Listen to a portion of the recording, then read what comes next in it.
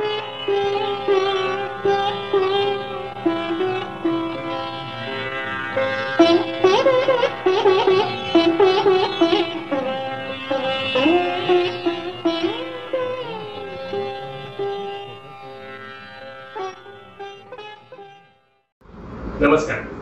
माझं नाव अनिकेत सुळे. आज आपण खगोलशास्त्र आणि परज्योतिष्य ह्या विषयावर बोलणार आहोत. म्हणजे आपण परज्योतिष्याबद्दल बोलताना त्याच्या ऐतिहासिक काय प्रवास आणि त्याच्या मागे लॉजिक आहे का, त्याला काही संख्याशास्त्रीय आधार आहे का, त्या सगळ्या गोष्टींचा आढावा घेणार. तर सुरुवात करताना आपल्याला पहिला प्रश्न हा विचारला लागेल की मुळात खगोलशास्त्राची सुरुवात कुठून झाली. खगोलशास्त्राला बऱ्याचदा सर्वात जुनं सायन्स असं म्हटलं जातं. का? कारण जेव्हा आदिमानवाला कळलं की रोज सूर्योदय वेगवेगळ्या ठिकाणी होतोय किंवा रोज चंद्राच्या कला ह्या वेगवेगळ्या असतात आणि काही काळानंतर ते पॅटर्न्स रिपीट होतात, तेव्हापासून मानवाने आकाशाचा अभ्यास करायला सुरुवात केली आणि तेव्हापासून खगोलशास्त्राची सुरुवात झाली. सुरुवातीला खगोलशास्त्राचा उपयोग हा दोन विशिष्ट कारणांसाठी व्हायचा. पहिलं म्हणजे दिवसांचा, महिन्यांचा ट्रॅक ठेवायला. चंद्राची कला रोज वेगवेगळी असते. 15 दिवसामध्ये चंद्र अमावास्येपासून म्हणजे अजिबात चंद्र न दिसण्यापासून पूर्ण चंद्रापर्यंत म्हणजे पौर्णिमेपर्यंत जातो. अजून 15 दिवसांनी परत पौर्णिमेपासून अमावास्येपर्यंत जातो.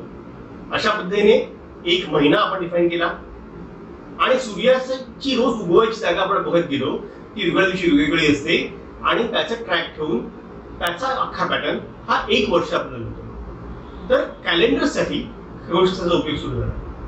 दुसरी गोष्ट की सूर्य नेहमी पूर्वेला उगवतो, पश्चिमेला मावळतो. सेम चंद्राबाबत आपल्याला म्हणता येईल. ताऱ्याच्या बाबत देखील आपल्याला ताऱ्यांची मोशन कळते. ध्रुवताऱ्यावरून आपल्याला उत्तर दिशा कळते. तर ह्या सगळ्यातून खगोलशास्त्राचा उपयोग हा दिशा ओळखायला सुरू झाला. म्हणजे जेव्हा प्राचीन काळातले व्यापारी एका गावाहून दुसऱ्या गावी जायचे तेव्हा त्यांना ताऱ्यांवरून, सूर्यावरून, चंद्रावरून दिशा ओळखता येते. आता जेव्हा खगोलशास्त्राचा अभ्यास लोकांनी करायला सुरुवात केली तेव्हा त्यांना असं कळलं की कॅलेंडर्सच्या हिशोबाने आपल्याला हे सांगता येईल की साधारणपणे हा तारा संध्याकाळच्या कशात दिसला की पावसाची सुरुवात होते. सूर्य साधारणपणे ह्या ठिकाणी ह्या डोंगराच्या मागून उगवायला लागला की थंडीची सुरुवात होते. तर ह्या सगळ्यातून प्राचीन खगोलशास्त्रज्ञांनी असे हवामानाचे अंदाज सांगायला सुरुवात केली आणि मग हवामानाचे अंदाज सांगायला सुरुवात केली आणि लोकांना वाटलं की अरे ह्यांना फक्त आकाशाकडे बघून तुमचं भविष्य सांगता येतं. मग ते लोकांना ते इतरही प्रश्न विचारायला लागले, पण तुम्ही अख्ख्या हवामानाचं भविष्य सांगता तर माझंही भविष्य सांगा. त्यातून परज्योतिषाची सुरुवात झाली असं आपण म्हणू शकतो. अर्थात ही वेगवेगळ्या संस्कृतींमध्ये वेगवेगळ्या प्रकारे झाली आणि आपण प्राचीन भारतीय संस्कृती बघितली तर प्राचीन भारतीय संस्कृतीमध्ये म्हणजे खरोखर वैदिक काळात बघितला तर परज्योतिषाला काही आधारच नाहीये. आपल्याकडचे लोक तेवढ्या परज्योतिषाच्या मागे नव्हते जेवढे मेसोपोटेमिया किंवा बॅबिलॉन, ग्रीस इथले लोक होते. तर परज्योतिषाचा इतिहास बघितला तर भारतामध्ये आपण वैदिक काळामध्ये नक्षत्रांबद्दल आपले श्लोक आहेत. यजुर्वेद आणि ऋग्वेद ह्यातल्या ऋचा ज्या खगोलशास्त्राशी संबंधित आहेत त्या सगळ्या गोळा केल्या.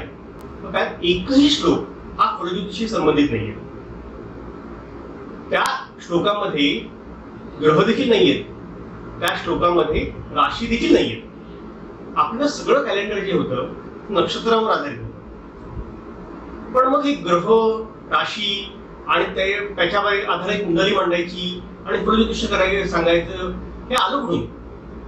तर आपल्याला सगळ्यात जुने भारतीय परज्योतिषाशी आधारित जे रेफरन्सेस सापडतात ते रेफरन्सेस हे अलेक्झांडरच्या भारतातील आक्रमणाच्या नंतरचे आहेत. त्यामुळे असं मानायला जागा आहे की अलेक्झांडरच्या सैन्याबरोबर जे ग्रीक फिलॉसॉफर्स किंवा खगोलशास्त्रज्ञ म्हणा किंवा त्यावेळेचे ऍस्ट्रॉलॉजर्स म्हणा, ते जे आले त्यांनी ह्या सगळ्या प्रॅक्टिसेस भारतीयांना शिकवल्या. त्यांनी मग त्यांच्याकडून आपल्याला कळलं की आपण हे ग्रह काही विशिष्ट वापरू शकतो काही अंदाजांसाठी, का आपण राशी सूर्याची डिफाईन करू शकतो. आता हे एक पुरावा आपण हे म्हटलं की अलेक्झांडरच्या आधी असा कुठचा रेफरन्स नाहीये. त्याहून डायरेक्ट पुरावा काय सापडतो, तर काही श्लोक जे ह्या काळात ग्रंथ लिहिले गेले होते अलेक्झांडरच्या स्वारीनंतर पुढच्या 50-100 वर्षामध्ये, त्या काळात जे श्लोक रचले गेले होते त्यामध्ये राशींची नावं ही ग्रीक नावासारखीच असतात. म्हणजे आज आपण म्हणतो राशी मेष, वृषभ, मिथुन, कर्क ही भारतीय नावं आहेत. वृषभ म्हणजे बैल, पण वेस्टर्न ऍस्ट्रॉनॉमी मध्ये तेच कॉन्स्टलेशन टॉरस म्हणजे बैलच. मेष आपण म्हणतो एरिस, मेंढा, इकडे देखील मेंढाच आहे. व्हर्गो, इकडे देखील एक तरुण मुलगी आहे, आपल्याकडे देखील कन्या आहे. सगळ्या 12 राशींचं सेमच आहे. तर राशींची नावं अशी फक्त भाषांतरित का झालेत, एक्झॅक्टली सेम शेप का आलाय. आणि अगदी मी म्हटलं कसं की अलेक्झांडरच्या स्वारीनंतरच्या थोड्या काळात लिहिले गेलेले श्लोक जे आहेत त्याच्यामध्ये सिंह राशीला सिंह न म्हणता लेया का म्हटलंय. वेस्टर्न ऍस्ट्रॉलॉजी मध्ये त्याला लिओ म्हणतात. लिओ आणि लेया फार सिमिलर शब्द आहेत. नंतर त्याचं भाषांतर सिंह झालं. सो हिस्टॉरिकली फलज्योतिष्य हा प्रकार आणि मुळात राशी आणि ग्रह हा प्रकार हा वेदिक नाहीच. तो आपल्याला असं मानायला भरपूर आधार आहे. ग्रीकांकडून हा प्रकार आपल्याकडे आलेला आहे. आता हिस्टॉरिकली खगोलशास्त्र भारतीय आहे, भारताचे वेगळं खगोलशास्त्र आहे, पण परज्योतिष भारतीय नाही. ठीक आहे. पुढचा प्रश्न आपल्याला विचारता येईल की ऍटलिस्ट ही परज्योतिष लॉजिकल आहे का. तर मी एक सोपा प्रश्न तुम्हाला विचारतो. समजा असं आपण वादासाठी मानूया की ग्रहांचा माणसाच्या जीवनावर काहीतरी परिणाम होतो आणि त्याच्या जन्मकुंडलीप्रमाणे म्हणजे त्याच्या जन्मवेळेप्रमाणे वेगवेगळ्या माणसावर वेगळा परिणाम होतो, असं आपण एक सध्या तात्पुरतं मान्य करेल. तर आता विचार करा की कसं होईल की तो गुरुग्रह कुठेतरी लांब अब्जावधी किलोमीटर दूर आहे.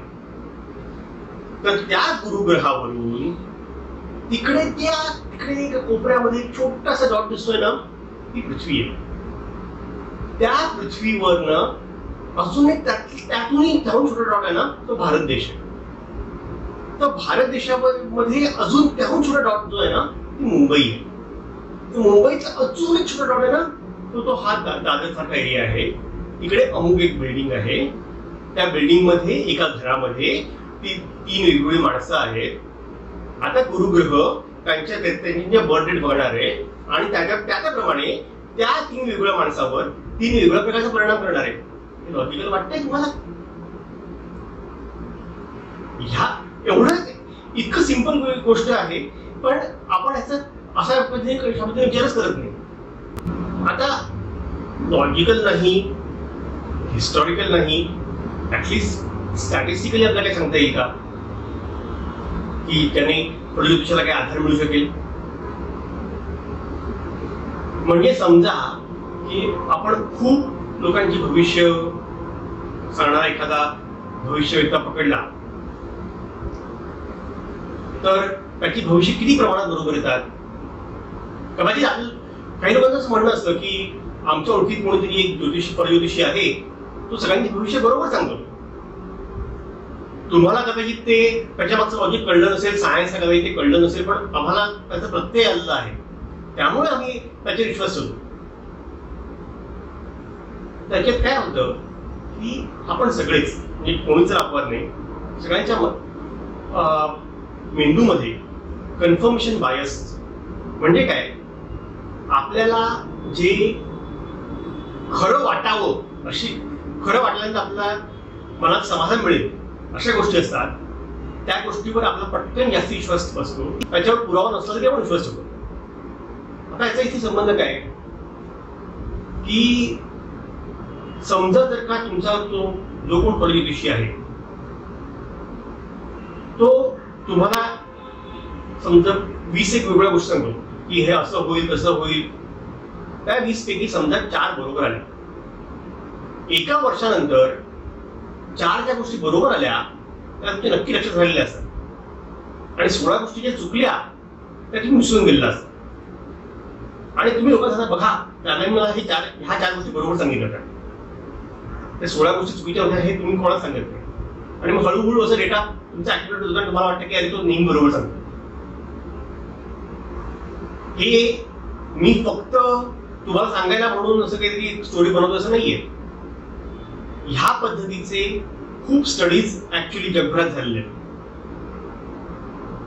एक भारताचं उदाहरण घ्यायचं झालं तर 2003 मध्ये प्रोफेसर जयंत नारळीकर आणि त्यांच्या सहकाऱ्यांनी पुण्यामध्ये एक प्रयोग केला.